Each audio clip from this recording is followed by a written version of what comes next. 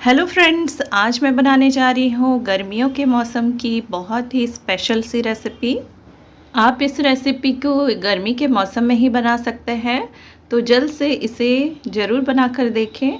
तो इस रेसिपी को केवल 4 चीज़ों से ही हम बनाएंगे। ना ही कोई कंडेंस मिल्क की ज़रूरत होगी, ना ही चाशनी की और ना ही कस्टर्ड पाउडर की। और ये बहुत ही कम समय में बनकर तैयार हो जाती है, जिसकी वजह से आप इसे बार बार बनाना चाहेंगे। और ये बच्चों को, बड़ों को, सभी को बहुत ही पसंद आएगा और आपसे ये बार बार इसे बनाने की फरमाइश भी करेंगे। तो इस रेसिपी को बनाने के लिए हम एक बोल में आधा कप साबूदाना डाल देंगे। तो साबूदाना आप कोई भी साइज़ का ले सकते हैं, छोटे साइज़ का या बड़े साइज़ का। तो इसे डालने के बाद हम उसी कप से आधा कप गर्म पानी डाल देंगे इसमें। तो बस आधा कप ही डालना है, बहुत ज़्यादा नहीं डालना है। और फिर इसे आधे घंटे के लिए ढक कर रख देंगे। तो ऐसा करने से ये बहुत ही जल्दी फूल जाते हैं। तो आधे घंटे हो गए हैं, तो अब हम ढक्कन हटा के देख लेते हैं। तो ये काफ़ी अच्छे से फूल गए हैं, थोड़ा सा सॉफ्ट हो गया है। तो अब हम इसे साइड में रख देते हैं। तो अब हम गैस के फ्लेम को ऑन करेंगे और उसमें पैन चढ़ा देंगे। और पैन जैसे ही गर्म हो जाए उसमें हम 1 लीटर दूध डाल देंगे। तो ये फुल क्रीम दूध है, तो ये कच्चा दूध है, इसे उबाला नहीं था मैंने। तो अब हम इसे थोड़ा सा उबाल लेते हैं। तो इसमें उबाल आने लगी है थोड़ी देर के बाद। तो ये देखिए, इसमें मलाई भी जमने लगी है। तो इस मलाई को हम इस तरह से इसमें मिलाते जाएंगे। तो गैस की फ्लेम को हम लो टू मीडियम पे रख के इसे उबालेंगे। और इसे लगातार नहीं चलाना है, बस बीच बीच में इस तरह से हमें चलाना है। और 1-2 मिनट के लिए हमें इसे ऐसे ही छोड़ देना है, ताकि इसमें जो मलाई की परत बनती है तो वो जैसे ही बन जाए फिर हम इसे इस तरह से हल्के हाथों से मिक्स करते जाएंगे। तो इसी तरह से हमें बार बार करना है, तो इसे लगातार नहीं चलाना है, बस इसे मिक्स करके फिर छोड़ देंगे, फिर इसमें उबाल आने देंगे। तो अब हम इसमें हाफ कप चीनी डाल देंगे। तो जिस कप से हमने साबूदाना लिया था उसी कप से हम आधा कप चीनी ले लेंगे। तो चीनी आप अपने स्वाद अनुसार कम या ज़्यादा ले सकते हैं, लेकिन इतना काफ़ी होता है क्योंकि दूध में भी अपना नेचुरल मिठास रहता है और इसे हम उबालते हैं तो ये और भी ज़्यादा मीठा होने लगता है। तो चीनी अच्छे से घुल गई है इसमें, तो इसे हम लगातार और चलाएंगे। तो अब ये हाफ़ लीटर हो गया है दूध उबलते हुए। तो अब हम इसमें ये जो साबूदाना भिगो के रखे थे वो हम इसमें मिला देंगे। तो सारे इस तरह से हम इसमें डाल देंगे और अच्छे से हल्के हाथों से इस तरह से हमें चलाना है। तो साबूदाना डालने के बाद हम इसे 2-3 मिनट के लिए और उबालेंगे। और जब ये थोड़ा सा घटकर 400 ml तक हो जाएगा तब हम गैस के फ्लेम को ऑफ़ कर देंगे। तो ये देखिए, साबूदाना अच्छे से पक गया है। तो अब हम ये जो साइड साइड से मलाई है उसे हम इस तरह से निकाल लेंगे और इसमें हल्के हाथों से मिला देंगे। तो इसी तरह से हमें लगातार चलाते रहना होगा।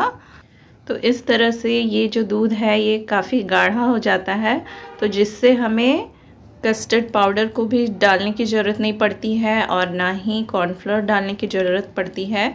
ये अपने आप ही इतना गाढ़ा हो जाता है। तो अगर आपको इतना गाढ़ा पसंद नहीं है तो जब ये हल्का सा, जब पतला रहता है उस समय ही आप इसे उतार लें।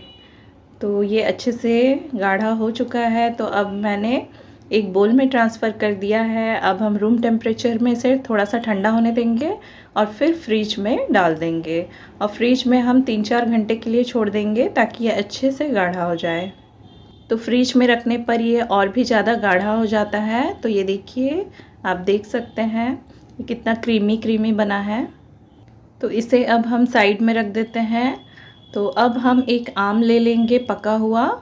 तो ये थोड़े बड़े साइज़ का है, तो बड़े साइज़ का एक आम ले लेंगे। उसका ऊपरी हिस्सा हम काट के अलग कर लेंगे और फिर चाकू की सहायता से हम इस तरह से इसे काट लेंगे। तो इस तरह से अच्छे से काट लेना है और इसका जो गुठली है इसे अलग कर लेना है और इसके पल्प अलग कर लेने हैं।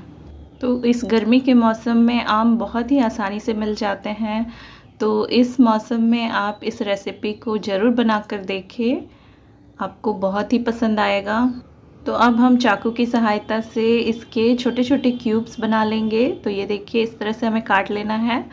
तो इसके छोटे छोटे क्यूब्स बन जाते हैं। तो इसे हम एक प्लेट में निकाल लेते हैं इस तरह से। तो बड़े ही आसानी से इसके क्यूब्स बन जाते हैं।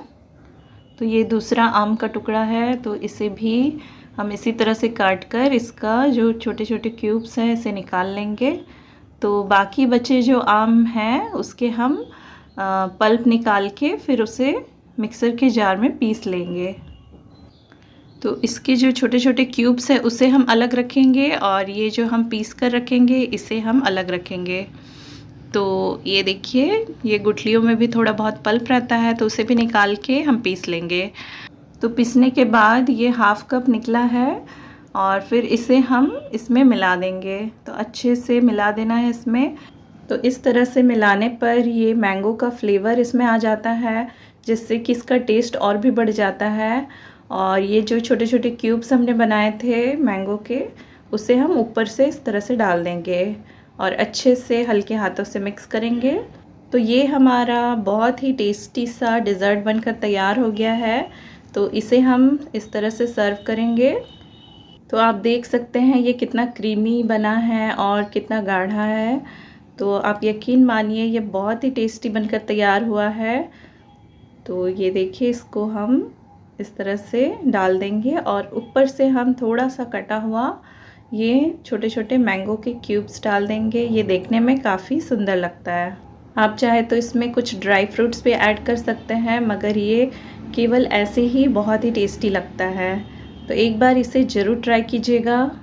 तो अगर आपको मेरी ये रेसिपी पसंद आई है तो इसे लाइक कीजिए, शेयर कीजिए और मेरे चैनल कुक विद पायल को सब्सक्राइब करना ना भूलें। Thank you.